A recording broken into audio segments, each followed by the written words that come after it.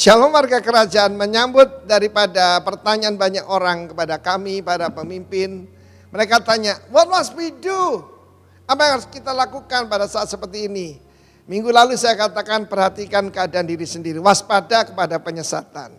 Maka yang kemudian kita harus lakukan adalah hati-hati apa yang kamu dengar.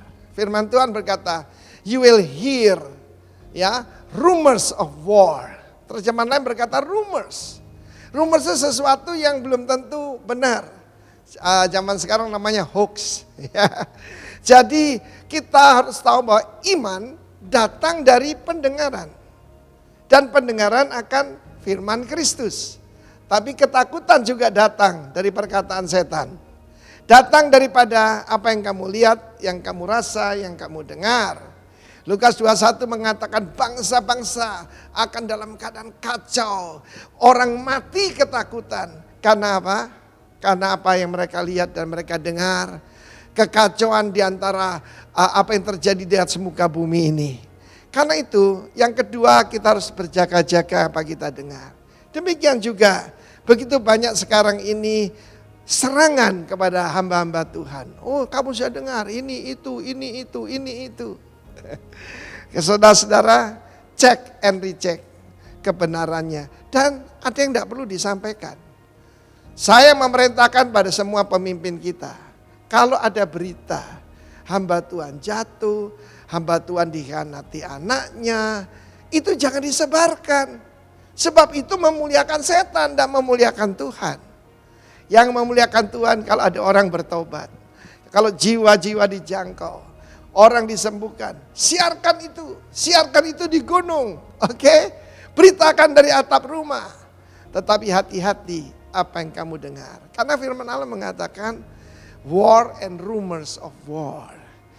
Kita melihat tanda-tanda kedatangan Tuhan, salah satu paling jelas adalah, yaitu apa yang terjadi pada bangsa Israel. Sekali lagi saya katakan, Israel adalah Israel, gereja adalah gereja. Kalau saya pernah bilang gereja itu Israel rohani ya saya keliru lah. Umat Tuhan betul. Tapi kita bukan Israel. Israel itu sendiri.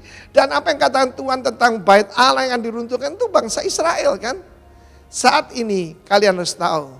Tempat paling strategis untuk menghancurkan Israel adalah Golden Heights. Ya, Golden Heights itu dulu Bet-Shan namanya ya.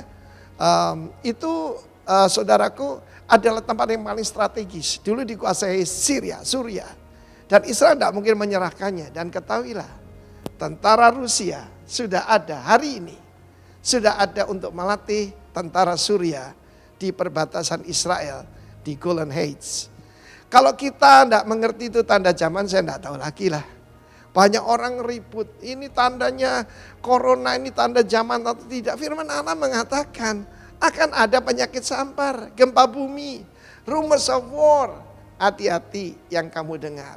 Pastikan kamu cuma mendengarkan suara yang datang dari sorga. Amin. Kalaupun kita melihat berita-berita itu, kita harus tahu bahwa penyelamatan kita sudah dekat. Amin. Tuhan Yesus akan segera datang.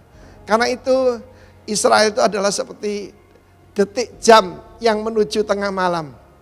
Akan tiba malam di mana tidak seorang pun bisa bekerja. Kita melihat Turki mau menyerang Yunani dan sebagainya. Turki mau dibangkitkan kekaisaran Ottoman yang dulu. Lihat sebagai tanda zaman. Itu yang disebutkan Alkitab, kitab Daniel, kerajaan utara. Bukan Rusia. It's Turkey. Karena itu take heed, waspada dan hati-hati apa yang kau dengar. Tuhan memberkati. Amin.